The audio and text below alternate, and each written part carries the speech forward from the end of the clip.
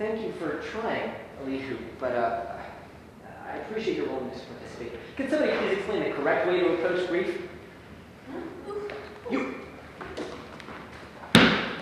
Everything is for the best, and God has a plan for how everything is going to turn out. And if people die, it's all part of the plan. It's all for the best, and we have to get the mourners to see that and talk to them, and then they'll relativize the plan, and then we'll No. Sit down. First, we have to recognize the problem. Otherwise, the mourners won't understand how they fit into God's plan. They'll only think of themselves instead of the higher purpose. Hey, you might want to write this down. Lead you to that notebook. What do we do after that, Eliphaz? I don't remember. You just told me. We approach? I mean, the next step is proposition. Nope. Maturation? Nope. Debilitation? No. Hibernation? No. Groupie, dopey, mopey, snoozy, haberdasher? They go away. Eliphaz, I don't understand why this is so hard for you to understand. Maybe that's because it's ridiculous to make up steps. Maybe it's because they didn't sing the song. Yeah! Do we have to sing the song every time? Yeah! There's a song. Really? Great. No, it's great. Alright, Eliphaz, pay attention this time. Recognizing is easy.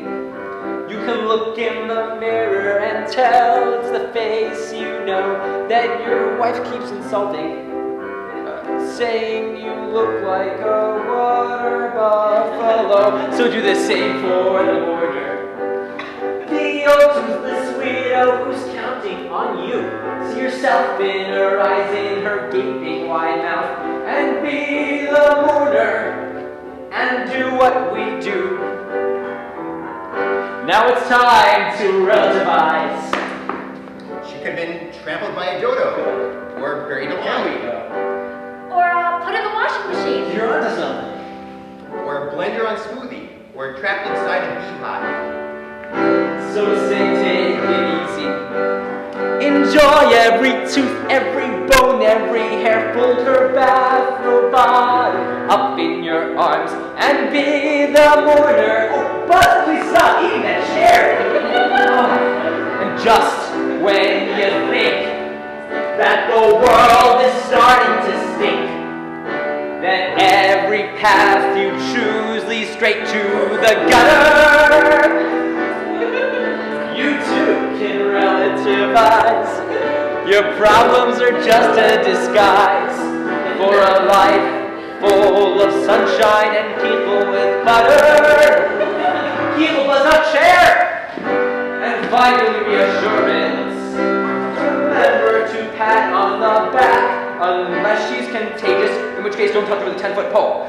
But if she's not contagious, remind her that her life is comic and droll, and for yourself also. Be happy your family is healthy, but your wife's an egg, and your children are lazy, and your cow doesn't do anything, and your chicken has eggs, and your mother-in-law is crazy. But that's us comforters, and that is what we do. Yes, that's us comforters, and that's what we do. Eliphaz, now do you remember the last step? It's reassurance. Very good. So finally we have our steps down.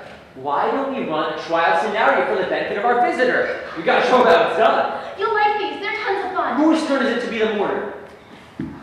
Eliphaz, I think it's your turn. Now, let's pretend that something bad has happened to Eliphaz. What possibly could have...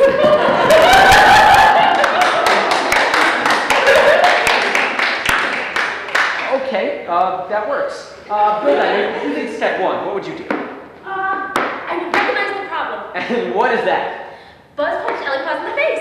Very good. And then? I would relativize the problem by talking to the mourner and showing him that I understand what he's going through, but placing his problem into a wider context, allowing him to see that his pain is just part of God's master plan. Boss? Yeah. What if I said, you go near him, I'm gonna punch you too? Buzz, that's not really part of comforting. You see, once you hurt him, he also becomes a mourner. You get that? Yeah. Now, Bildad, what do you do next? I reassure the mourner that everything will be all right, inspiring him with the strength of my faith that God stronger person for having survived his trials. Exactly, and could we have a demonstration? Eliphaz? Oh. Eliphaz, Oh. I'm your morning counselor, Bildad Plotnik. Now, your problem is that Buzz punched you in the face, yes? Right, but Eliphaz, remember, people in this world are starving right now. Children have nothing to eat. Are you trying to tell me that your little black eye compares to a starving child? Now you look at little Jonathan Finkelstein. He has no arms or legs. Now are you trying to tell me your little old black eye compares to a child with no legs? How about a child with no arms, no legs, or no eyes? Now in comparison to him, your problem isn't even a problem. Now is it?